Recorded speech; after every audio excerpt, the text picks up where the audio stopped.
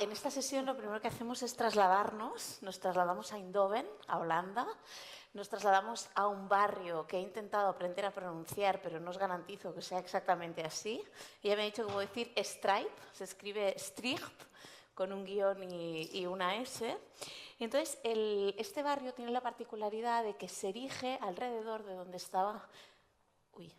Oh no, I don't have to. No, I know what you're saying. Sí. Kind of. Yeah. I didn't lie to you, I promise No, I'm saying no, the no. same thing. Para no ponerse la traducción le he dicho lo que iba a decir antes en castellano. Y digo que ahora se lo estoy cambiando todo, pero bueno. La particularidad del barrio es que se erige en una zona donde había una antigua fábrica de Philips. Philips abandonó el lugar y entonces a partir del año 2000 allí empezó un barrio que empezó por la cultura, ahora me lo estaba contando Angelique, donde es una zona que está gestionada tanto desde el sector público como el sector privado y que ha revitalizado completamente aquella parte. Hay nuevas viviendas, hay un centro comercial, hay grandes espacios culturales, hay incluso un sitio enorme para hacer skate. Es una parte de la ciudad que ahora está muy viva. Uno de los motores de la actividad cultural es precisamente MU, un centro de arte contemporáneo que dirige precisamente nuestra invitada, Angelique Spannings, que además también ha sido durante 3 ediciones la directora y comisaria de STRP Biennale, que es un certamen centrado en arte y nuevas tecnologías, que programa conciertos, exposiciones, performance, un montón de actividades diversas, siempre en este barrio, en Stripe. Thank you so much, Angelique, for being here with us. Gracias, Angelique, por estar aquí con nosotros. Gracias a vosotros. Vamos a hacer una presentación y después le podremos hacer... Bueno, si todo funciona, ella nos hará una presentación. Is it working? It's not? Now it's working. Okay. No sé si aquí molesto, ¿se ve bien? Porque si no me pongo... ¿No? Estupendo. Pues, there you go.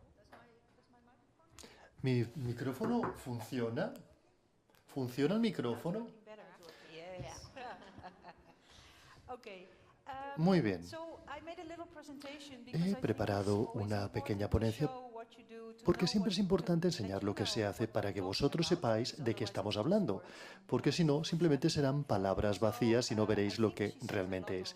Creo que ella ya ha dicho mucho. Voy a saltarme algunas cosas, algunas de las imágenes. No, si yo no he dicho nada, no he explicado nada, pero no pasa nada. A ver, estamos hablando de la ciudad de Eindhoven, no de toda la ciudad de Eindhoven, estamos hablando de este barrio, que es una pequeña ciudad en sí mismo. Se llama Schothabes.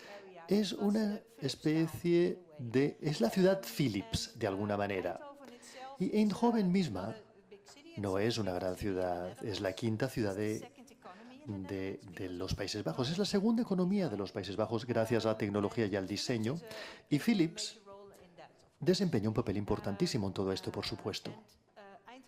Y Eindhoven creció a partir de 5 pequeñas aldeas que se reunieron, 5 municipios, y se convirtió en una ciudad cuando cuando los 2 hermanos Philips decidieron hacer sus bombillas eléctricas aquí, a finales del siglo XIX, y empezaron a construir una pequeña fábrica.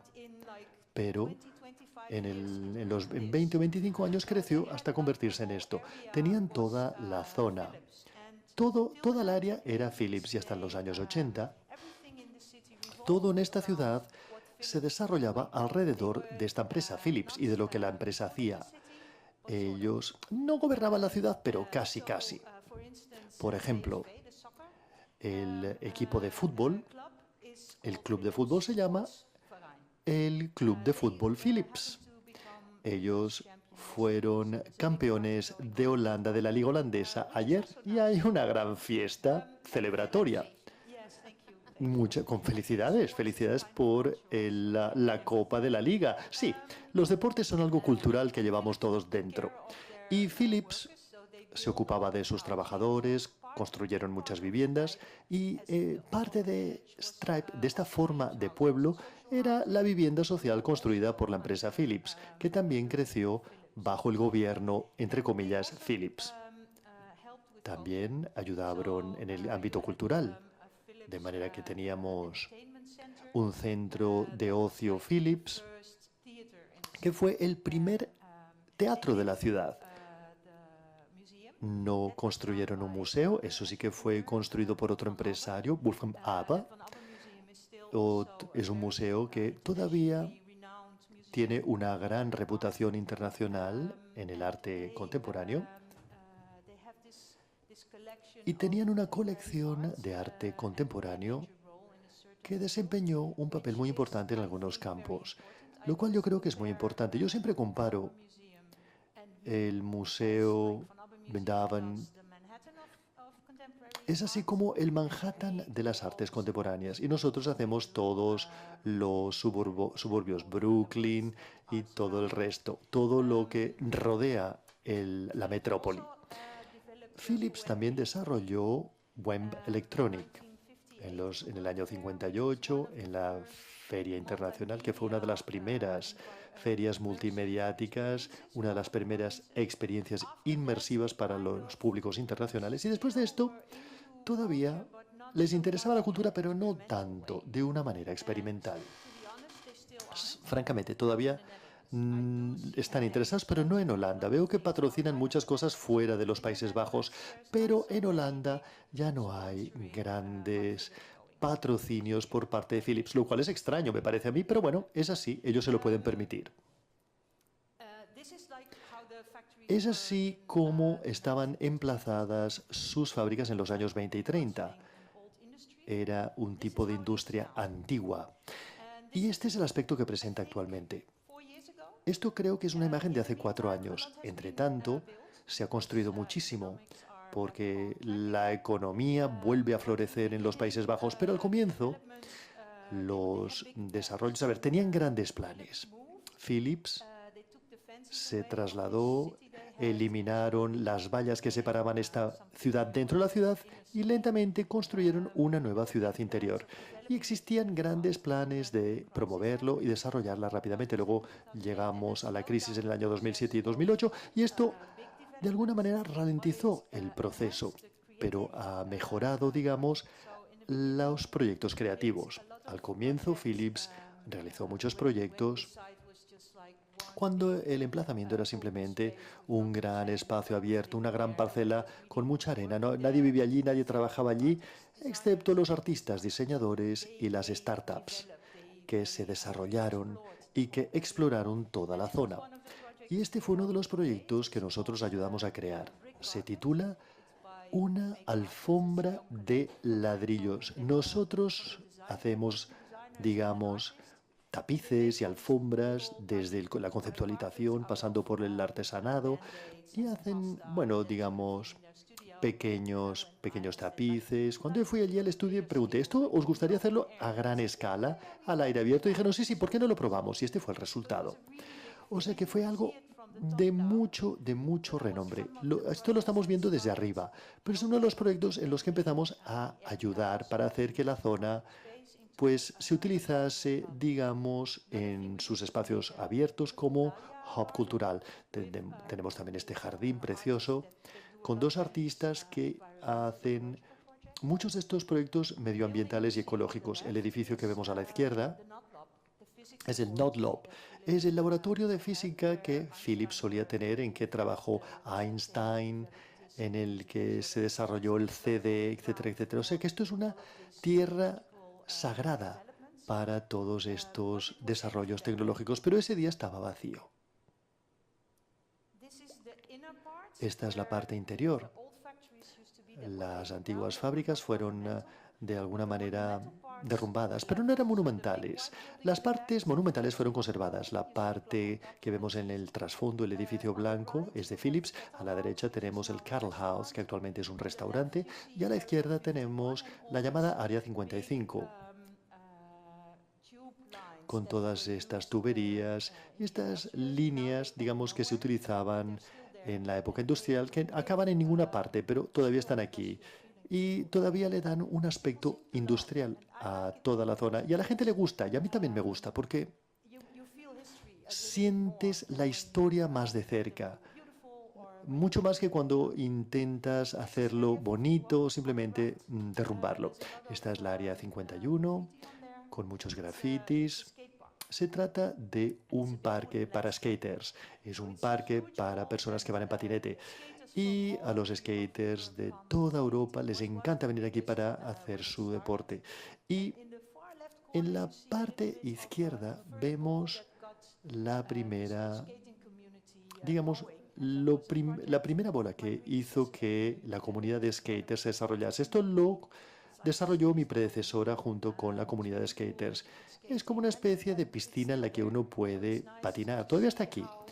Y con un proyecto artístico es interesante ver cómo uno puede catalizar el desarrollo de un acontecimiento tan grande. Y el plan ahora es que este parque de skaters todavía está aquí, el muro que está en la parte de atrás se ha quitado, ahora es una cortina de vidrio, todo el mundo lo puede ver desde fuera y les gusta tanto que quieren conservarlo, o sea que al comienzo, a ver, era como una especie de contrato de arrendamiento temporal que tendría que de alguna manera abandonarse cuando empezásemos a construir.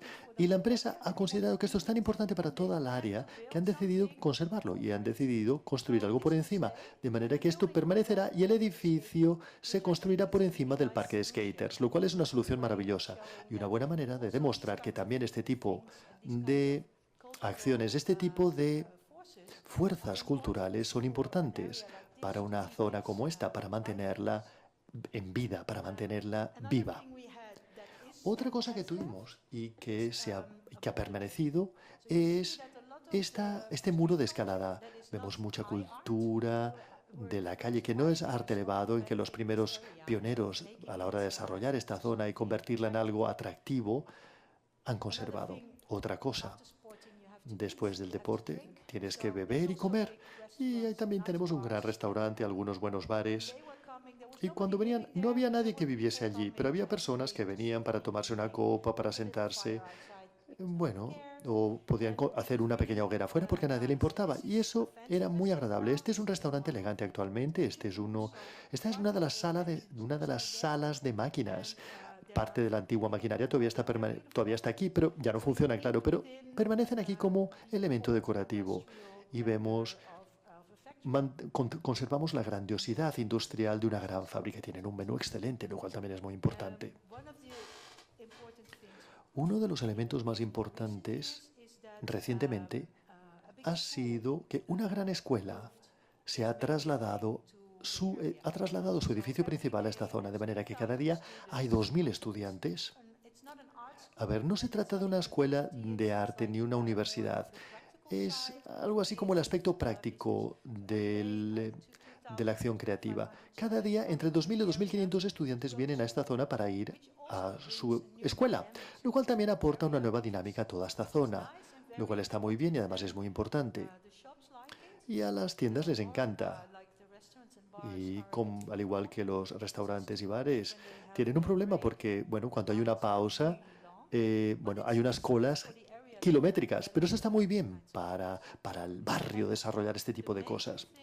Y el elemento principal que ha hecho la reputación de Stripe son los acontecimientos nocturnos. Esta es una vista de uno de los años del diseño holandés. Cada año en Eindhoven celebramos la Semana del Diseño Holandés, que es un certamen, digamos, un acontecimiento de 9 días en toda la ciudad, con más de 1.800 exposiciones, exhibiciones y presentaciones. Y Strijk es una de las zonas en las que ocurren más cosas, tanto dentro como fuera. Y si alguna vez planeáis venir a Eindhoven, ¿por qué no? Tenéis que venir en octubre. Durante la última semana de octubre encontraréis todo lo que se puede desear en una ciudad. Es una ciudad estupenda para visitar a finales de octubre. También tenemos este tipo de conciertos en la misma zona. Este fue el concierto más grande hasta ahora, con 30.000 personas frente a nuestras pequeñas ventanas. Nos dio un poco de miedo, pero funcionó a la perfección. Y esto también constituye la reputación de nuestra zona. Y ahora os quiero enseñar una película que nos da una impresión de la Bienal de Stripe. La Bienal de Stripe es un acontecimiento, es un festival que se celebra cada 2 años para la tecnología creativa que cubre todo tipo de disciplinas. Creo que esto lo has dicho porque me ha parecido entenderlo en castellano. Muy bien, os lo voy a enseñar.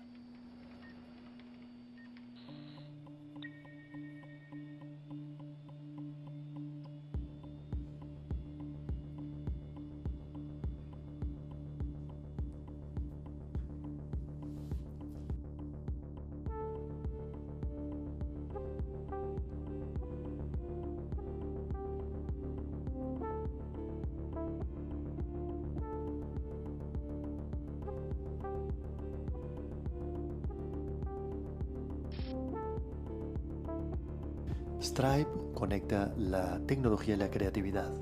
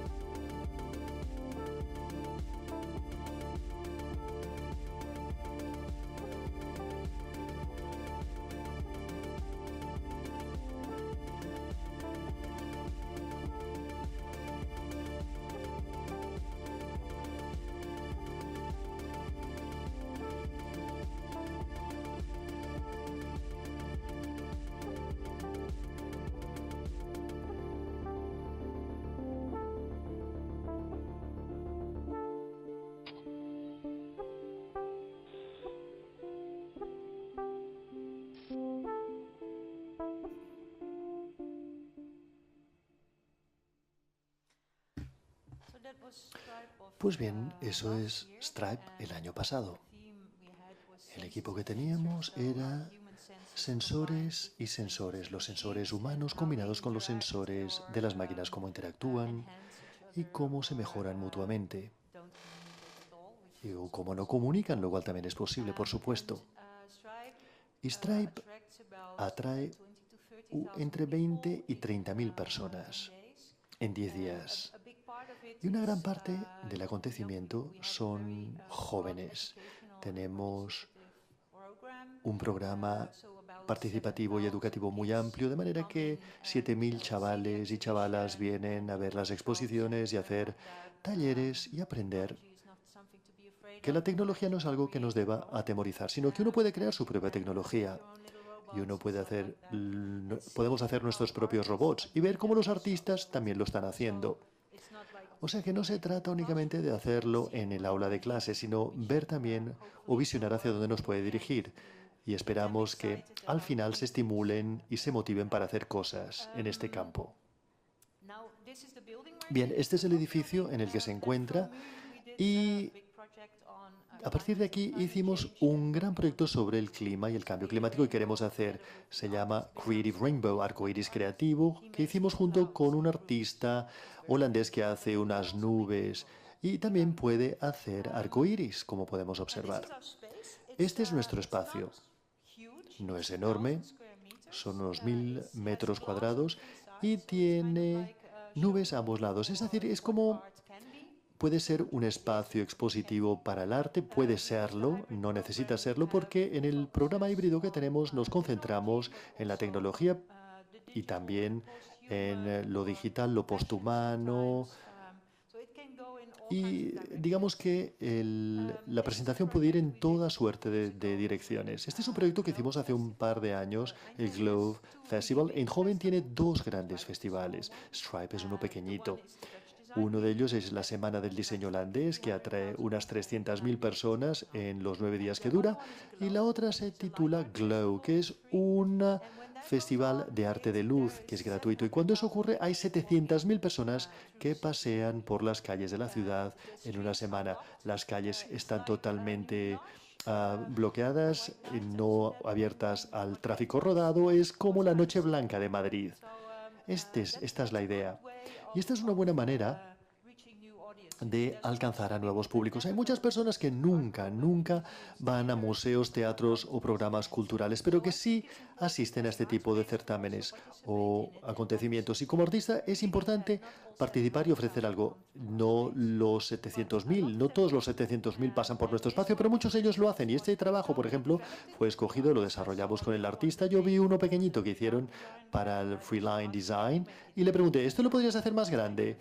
Y esto es algo curioso, yo siempre quiero engrandecer las cosas. E hicieron 25 y hacen una rotación y reflejan mucha luz. Y ahora viajan por todo el mundo, de manera que enseñan esto desde Dubái a México, en todas partes. También hacemos muchas exposiciones. No estoy enseñando ninguna exposición, porque creo que este programa se suponía que tenía que estar dirigido a públicos y cómo atraer a nuevos públicos o públicos antiguos. Y decidí no hablar de arte en esta ocasión, sino hablar de cómo, al lado de la exposición, tenemos programas laterales o paralelos e interactuamos con los públicos de una manera distinta. Este es uno que organizamos fuera durante la Semana Internacional de la Moda y trata sobre la intimidad. El diseño trata sobre los materiales y nosotros queremos enfocar la atención sobre la esencia de la materialidad y también el contacto humano. Porque puedes diseñar eso también, o por lo menos como diseñador puedes ayudar a establecer algunos tipos de contactos que normalmente no puedes mantener fácilmente. Y la gente venía a la embajada y lo primero que se les preguntaba es, ¿te puedo abrazar? Y la mayor parte de la gente decía, no, por favor, no es algo que uno hace cuando mira una obra de arte. Pero luego pensé, bueno, de acuerdo, yo no quiero hablar solo de deporte. Y empezamos a abrazarnos y empezamos a hablarnos de manera distinta. En cuanto te abrazas, hablas de manera distinta. Y el pasear o deambular por la exposición después estuvo muy bien. Y toda la ciudad tenía adhesivos que decían, por favor, toca, toca, toca. Y todo el mundo empezó a tocarse, lo cual está muy bien. Tuvimos algunos problemas con el debate de Me Too, pero no de manera negativa o desagradable, porque era el otro aspecto de ese tema y de alguna manera se equilibró. Pero bueno, esa fue una coincidencia afortunada, en mi opinión, por lo menos. Hacemos muchas presentaciones, ponencias, talleres y programas paralelos en relación a nuestras exposiciones y para ello recibimos a muchos estudiantes, por supuesto. Existen muchas instituciones educativas y pedagógicas con las que colaboramos. Los estudiantes nunca se les fuerza a ir.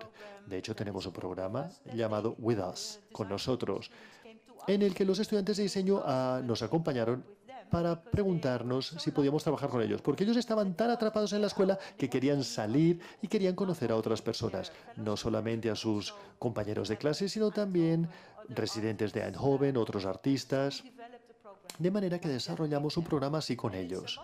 Y esto implica muchísimo trabajo, pero es muy satisfactorio. Te produce mucha satisfacción porque creas una nueva dinámica, creas una nueva comunidad y no estás siempre enviando tus propios mensajes o enseñando tus propios programas, lo cual creo que es muy importante. Esto es algo que hicimos con la escuela que está en el barrio. Se titula Bolígrafo contra Píxel. Todo el mundo hablaba de la innovación en la aula de clase, cuando la educación se hace digital y hasta qué punto puede hacerse digital. Y dijimos, muy bien, en este caso esta será como una clase temporal en la que conjuntamente con un colectivo de diseño, la escuela y nuestro equipo, sometieron a prueba el ir de un aula de clase completamente analógica, solamente con plantas y la posibilidad de tocar ciertos materiales, digamos, en pocos pasos te podías hacer completamente digital, en el que simplemente llevaban unos dispositivos VR para visión aumentada. Y le preguntamos a los estudiantes, de alguna manera eran nuestros conejillos de Indias, les preguntábamos en cada ocasión, ¿qué preferís? ¿El mundo analógico, el mundo digital? ¿Os aporta algo? ¿Os satisface? ¿Os enseña de mejor manera o de peor manera? Fue un proyecto muy interesante que nos ayudó a iniciar un debate más arraigado de alguna manera. A ver, no es algo que sea científicamente preciso, porque si quieres hacer eso, pues tienes que eliminarlo todo y hacerlo de manera distinta. Pero fue una manera creativa de someter a prueba este tipo de cuestiones. Y yo di parte de nuestro espacio expositivo a este proyecto durante 2 meses, porque creo que es muy importante hacer este tipo de colaboraciones con otras instituciones y además ayudar a desarrollar algo y aprender de ello. Ellos aprendieron y nosotros aprendimos y los estudiantes aprendieron de ello. Fue muy interesante. Además, evidentemente, somos arte contemporáneo. Nuestro público objetivo son los jóvenes, desde cierto punto de vista, o sea que el arte de la calle, toda la zona, y de alguna manera tiene una vocación juvenil, pero creo que también es muy importante incluir a otras generaciones. Al comienzo, cuando este barrio se empezó a desarrollar, muchas personas que solían trabajar en el pasado para Philips volvieron y querían ver el lugar donde habían trabajado y decían, mira, yo siempre estaba en esta zona haciendo esto y construyendo aquello otro. Pero también, a ver, no se trata únicamente de la nostalgia lo que les atrae. Ellos también pueden aportar su experiencia. Cuando trabajaban allí, su experiencia tecnológica sobre todo. Eso está a punto de perderse. Cuando ellos mueran, cuando esa generación muera, eso se perderá. Y es muy importante, creo yo, que las generaciones digitales hablen con estas generaciones analógicas, estas generaciones de tecnología analógica y que compartan sus experiencias y sus conocimientos.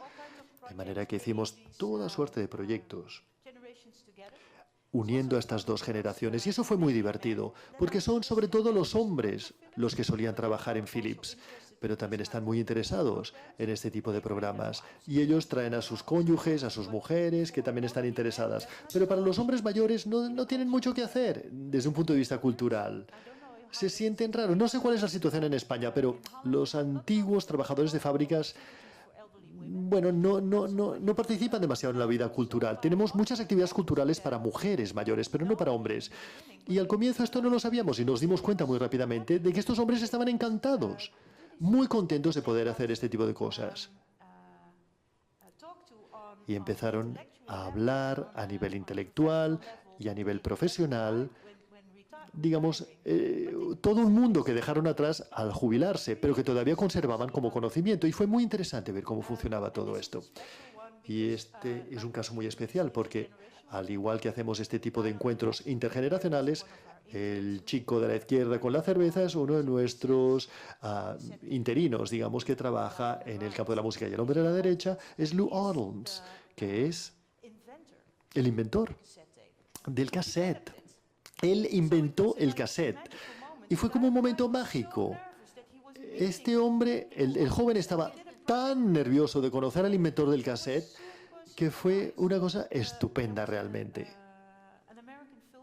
Hubo un cineasta norteamericano que hizo justamente un documental sobre el cassette y lo que significó para la cultura popular. Y Lou Ottens quería formar parte de todo esto y él, digamos, formó parte del documental y quería venir aquí. Es un hombre bastante mayor, pero fue maravilloso tenerle y hablar de este proyecto. Fue una velada maravillosa realmente. Yo creo que esto, el traer la historia y unir la historia con lo contemporáneo y ver cómo se conectan ambas, es una cosa que uno puede hacer especialmente en una zona como esta, pero creo que se puede hacer en todas partes. Y lo que yo creo que es una de las cosas más importantes es que uno puede ser súper serio en relación al arte, pero uno también tiene que ser lúdico, tiene que saber jugar. Desarrollamos, especialmente mi colega Viviana, es muy buena a la hora de desarrollar y pensar en conceptos originales. Y ahora hacemos lo que llamamos entremedios. Tienes un gran espacio. Cuando tenemos una exposición, todos los espacios están ocupados, pero entre medio tenemos 1 o 2 semanas en las que reconstruimos, porque reconstruimos nuestros espacios constantemente. Y durante uno de los fines de semana abrimos esos espacios y dijimos, muy bien, no queremos escucharnos a nosotros mismos constantemente, queremos escuchar lo que otros tienen que decir. De manera que invitamos a cualquiera que tuviese una buena idea o que dijese que tenía una buena idea para que la realizase en un fin de semana así. Lo llamamos entremedios y fue un gran éxito. Este fue uno de los, digamos, una de las actividades lúdicas más divertidas. Fue una competición de retorcerse. Es súper difícil, ¿eh? Yo subí al escenario, me costó horrores, pero fue una manera maravillosa de romper el hielo. Creo que fue lo primero, ¿verdad? O sea que empezamos de manera súper lúdica y este tipo de cosas todavía las hacemos. Otra acción lúdica es lo que es hacer batallas de almohadas, por ejemplo. Teníamos grandes camas y porque era una exposición sobre la sexualidad y el diseño. Y uno de los diseñadores hizo una presentación sobre la cama y lo que significa la cama cuando eres joven. Y siempre quieres acabar en la cama de tus padres y dormir entre tu padre y tu madre porque se está calentito y seguro, pero también hacer peleas de almohadas y eso fue súper bonito. Lo hicimos 3 veces porque con una vez no tuvimos suficiente. Y veis la cara de felicidad que tiene todo el mundo. Esto es fuera. Cuando hacemos una inauguración, pensamos que es muy importante tener a tantas personas como sea posible y hablar sobre lo que está ocurriendo, no únicamente sobre la exposición y la inauguración de la misma, sino también compartir ideas. Se convierte en una especie de acontecimiento social. Y yo creo que esta es una parte importantísima de lo que hacemos. También queremos ser un centro social en el que la gente que hace cosas creativas quieran venir, tomarse una cervecita, ponerse al día, saber que sus amigos están allí o quizás otras personas que no conocen todavía. Los artistas siempre están presentes cuando hacen una exposición y uno puede hablar con ellos. Y es súper divertido, está muy muy bien. Normalmente comenzamos a una cierta hora y la cosa dura, lo cual a mí me encanta. Y a veces también tenemos algunos elementos no humanos, algunos visitantes no humanos que parecen estar encantados también. Sobre todo con la cinta de los cassettes como peluca. Gracias por escucharme.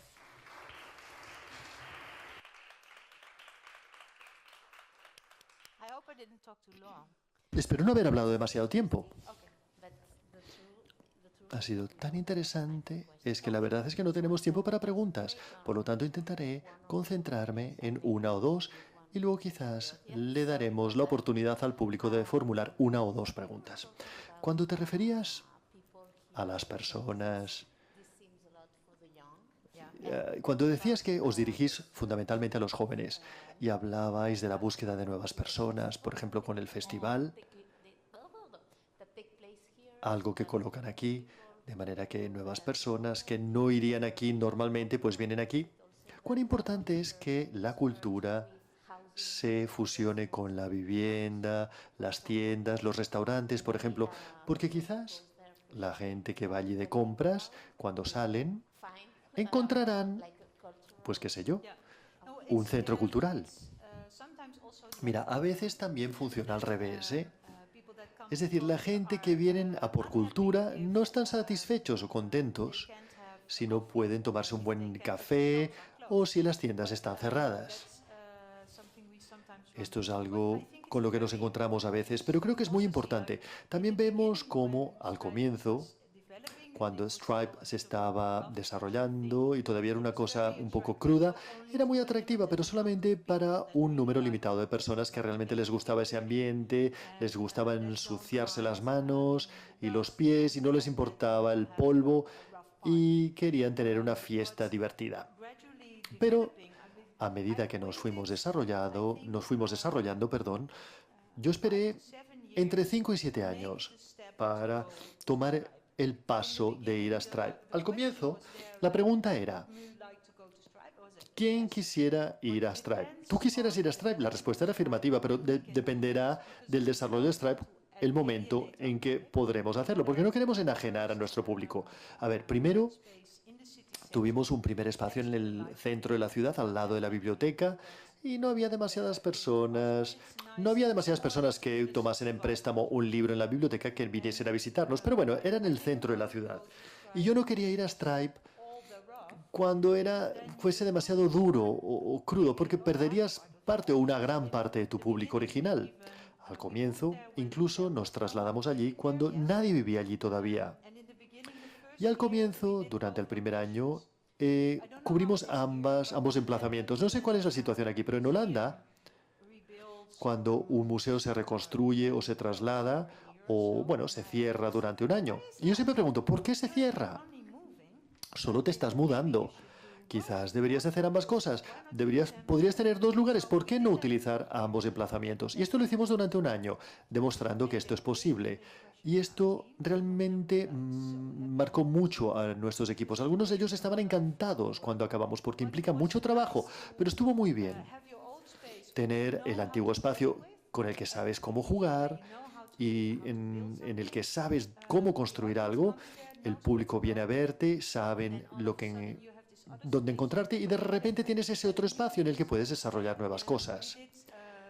E hicimos inauguraciones paralelas a la vez, de manera que había un autobús que iba de un emplazamiento al otro y son solo 15 minutos de distancia o 20 minutos a pie, 10 minutos en bicicleta y 5 minutos en coche. Pero es muy importante. Es muy importante ayudar al público a encontrarlo. Y eso lo hicimos durante un año y eso funcionó estupendamente bien. No creo que perdiésemos demasiado público al hacerlo. En ese sentido, más tiendas se trasladaron, más personas venían a tomarse una copa durante el verano, venían al mercado. Tenemos estos mercados, un mercado popular un domingo al mes y esto atrae muchas nuevas personas. Me estoy quedando afónica, no sé qué pasa. Bueno, de hecho, a ver, hemos visto lo que nos has enseñado, que es un gran éxito, pero hay que trabajar cada día muchísimo. Y cuando conocí a tu colega me dijo, ella es la que hace que las cosas sean posibles. Caramba, esto me suena a magia cuando has dicho, no es magia, implica muchísimo trabajo. Y tú has hablado de trabajar con nuevos públicos, pero encontrarles es muy importante, pero es difícil de hacerlo. Bueno, no es difícil, simplemente se necesita de mucho tiempo para hacerlo. Por ejemplo, a las personas mayores tenemos que ganarnos su confianza. Decían, no, esto no es para nosotros. Eso lo decíamos. Les decíamos, venid, os llevaremos, os lo enseñaremos y aprenderemos juntos. Y queremos aprender de vosotros. Y dijeron, bueno, vale, vendremos. Y gradualmente la cosa va creciendo. Y yo creo que es con cada nuevo público que implicas, tienes que conocerle bien. Es casi como una relación. Tienes que conocerte para saber lo que quieres hacer, lo que puedes hacer o no puedes hacer. Y se necesita de mucha conversación y de mucha apertura y predisposición por parte de ambas partes para establecer una relación. Y esto es algo que yo creo que muchos centros culturales y muchas personas responsables de política siempre exigen cantidades. Y aquí no estamos hablando de cantidades, hablamos de calidades, de cambiar la vida de las personas, de tener verdaderos contactos reales y de sentirse significativos en la vida de alguien, o tú mismo o el otro o conjuntamente. Eso es mucho más importante, creo yo.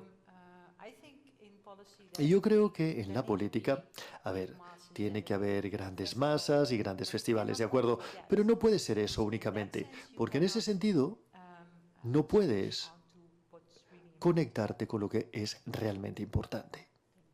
Muchas gracias. Tenemos tiempo para una única pregunta. ¿Alguien tiene una pregunta? Si no me la quedaré yo, ¿eh? Pero os la ofrezco generosamente. ¿No? No one? Can I ask you something else? ¿Te puedo hacer yo una última pregunta para acabar? Mira, esta es una colaboración entre la esfera pública y la esfera privada. ¿Cómo funciona? ¿Cómo funciona esa colaboración público-privada? Bueno, cuando Philips abandonó este lugar, esto se quedó como un campo de batalla abierto. El ayuntamiento no lo podía asumir todo porque era demasiado costoso. Querían promover el suelo, pero no querían que fuese únicamente promociones comerciales o privadas y querían crear algo equilibrado. Y yo creo que fue en el mismo periodo casi. Y Uri estaba allí haciendo una intervención sobre Florida y la llegada de la clase creativa. Bueno, esas buenas vibraciones trajeron nuevos aires, pero esto no implicó que no hubiese luchas y batallas. Todavía hay muchas luchas, ¿eh? Han construido alrededor nuestro enormemente. Se está haciendo demasiado comercial, demasiado estilizado y demasiado bonito en comparación a cómo era, eso es cierto. Pero todavía mantiene estas buenas vibraciones. Yo creo que es importante mantenerlas. Este libro, os he traído el libro. Lo he traído desde los Países Bajos. Son 2 kilos de la transformación de Stuyvesant. Acaba de ser publicado este libro y ha sido escrito por el director de la empresa promotora que marcó una verdadera diferencia comprando una gran parcela en la zona y promoviéndola como centro cultural y ayudando a las personas a establecer una nueva idea de la ciudad. Yo creo que al hacer esto, a ver, esto es muy público, pero es privado también en el sentido de que reúne a personas que tienen sus propias vidas privadas, que viven allí, que trabajan allí, que quieren estar allí y que aportan esta parte y la llevan, la traen, le confieren vida, pero de una manera arraigada, porque ellos sienten que pertenecen a este lugar. Existen muchas personas que alquilan sus lofts y tienen que firmar un contrato. Y no es un contrato de arrendamiento normal. Es un contrato en el que dicen que ellos aceptarán que habrá acontecimientos, musicales, que habrá música, que habrá vida y que no llamarán a la Guardia Urbana cada vez que se celebre algo. Y algunas personas mienten, o sea que firman el contrato y luego llaman a la Guardia Urbana. Pero nosotros continuamos con la música y ellos siempre dicen, vale, de acuerdo, la música vale. O sea que ayuda a tener este tipo, digamos, de posibilidades públicas para desarrollarse. Y yo espero que esto permanecerá con nosotros durante mucho tiempo, porque es lo que marca la diferencia y es lo que hace que nuestro centro urbano sea distinto a todo el resto. No los museos ni las tiendas, sino las personas que viven allí, la cultura que se desarrolla de manera continuada, tiendas bonitas, buenos alimentos, buena comida y el vivir al aire libre. O sea que la plaza tiene que permanecer. Eso creo yo que es lo fundamental. ¿He respondido a tu pregunta? Sí. Muchísimas gracias. Es fantástico ver que una iniciativa de tanto éxito se inició con la cultura. Yo también lo pienso.